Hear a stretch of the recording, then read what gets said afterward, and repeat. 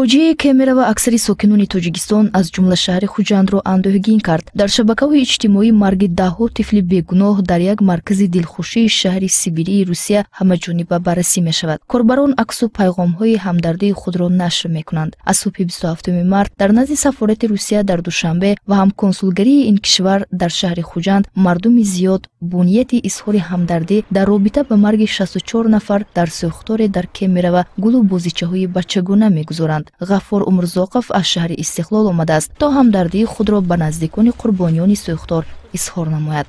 Аксарият мегӯянд ки ҳама гуна хабари нохуш дар Русия онҳоро низ дар ташвиш мегузорад, чунки аъзои хонаводаҳои зиёд дар ин кишвар кору зиндагӣ мекунанд. Рӯзи 26 март ҷамъияти тоҷикони Кемерова гуфт ки аз рӯи арзёбиҳои онҳо дар сӯхтори маркази тиҷоратии Зимняя Вишня ҳеҷ як шаҳрванди Тоҷикистон осеб надидааст, аммо мардуми Хуҷандшаҳр ҳамдарду ғамшарики Кемерова ҳастанд.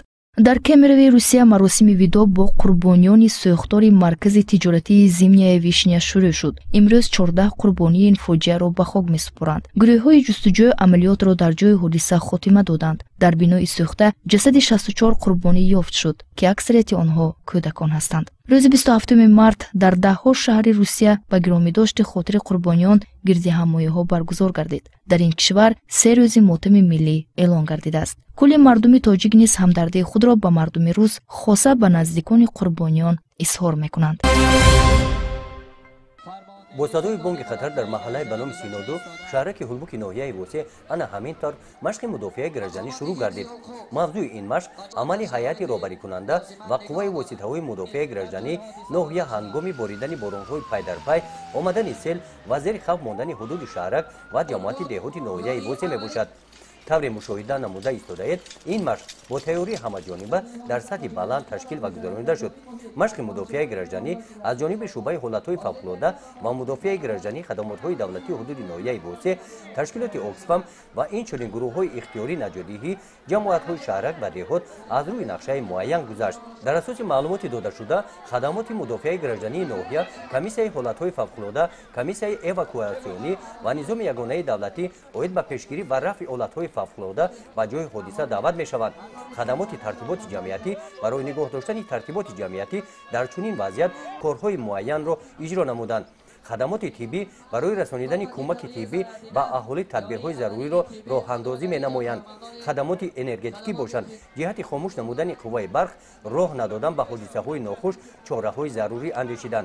کارمندان خدمات سانیتاری و اپیدمیولوژی برای نگهداشت اهالی از هر گونه بیماری‌های سیرویاتی و بی‌ضررگردانی اهالی از اجرای کار خود با سربلندی برآمدند.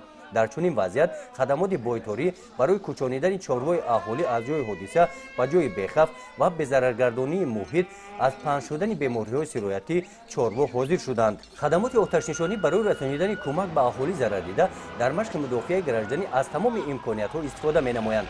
کارمندان این خدمات دولتی پیوسته چنین مشق‌ها را گذرانیده برای پیشگیری هر گونه خطرها آماده هستند. آنها نشان دادند که در شرایط خانه‌های بسیار روشنه هنگام سر زدن حادثه‌های سوختار تیار هستند اهالی را نجات دهند. در دهه تاسقلعه جماعت دهاتی به نام میرعلی محمدعلی فینایی واسع در شفت دریای سرخاب این زمین‌ها 3 سال پیش زمین‌های سنگزار بوده از تاثیر سیل سالیان زیاد بیکار خوابیده استفاده برده نمی‌شدند. سال 2015 با مصلحت و اقدام دهقانان اصیل دهه با مقصد زیاد نمودن میدان زمین‌های کشت از خود نمودن این زمین‌ها شروع گردید تا جای توانستند توسط حشر و با جلب فرزندان سنگ زمین را با دست چیده برآوردند. در این زمین زیاده از 4,500 نیال‌های گوناگون میوه‌دهنده شنانیدند.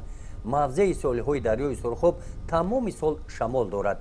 برای انکشاف نیال‌ها مطابق میباشد. در سنگزار پرورش نمودن این نیال‌ها کاری آسان نبوده، مهنت زیاد صرف شده است. مساحت زمین باغ 16 گکتار را تشکیل داده، اما که قربان مقصد دارد هر یک وجب این زمین را ثمره‌ناک استفاده نماید. زمین قطاره‌های باغ را برای کشت پنبه‌دانه آماده نموده است. اما که قربان با چنین عملش اثبات نمود که توسط مهنت انسان میتواند سنگزار را به گلستان تبدیل گرداند. این جوانان بلند و ناموس برای ادای قرض شهروندی با خواهش خود به کمیسریات حربی ناحیه فرخار آمدند. روز اول دعوت در کمیسریات حربی ناحیه 60 نفر جوانان از کمیسیون طبی با موفقیت گذشتند. дар комиссияи тиббӣ бо иштироки табибон вазъи саломатии даъватшавандагон ҳама ҷониба санҷида шуданд.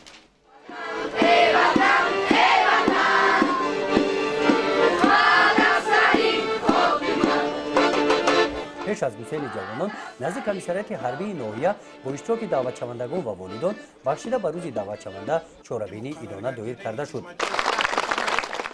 дар ин ҷо омад волидон ва наваскарон баромад намуда иброз карданд ки ҷавонон бо дасту дили гарм рафта қарзи шаҳрвандии худ хизмати ватан модарро ба ҷо меоранд. ба халқу ватан содиқона хизмат мекунед.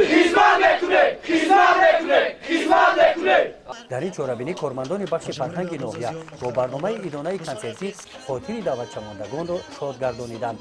гусели ҷавонон барои адои хизмати ҳарбӣ бо анъанаи неки гузоштагонамон идома ёфт.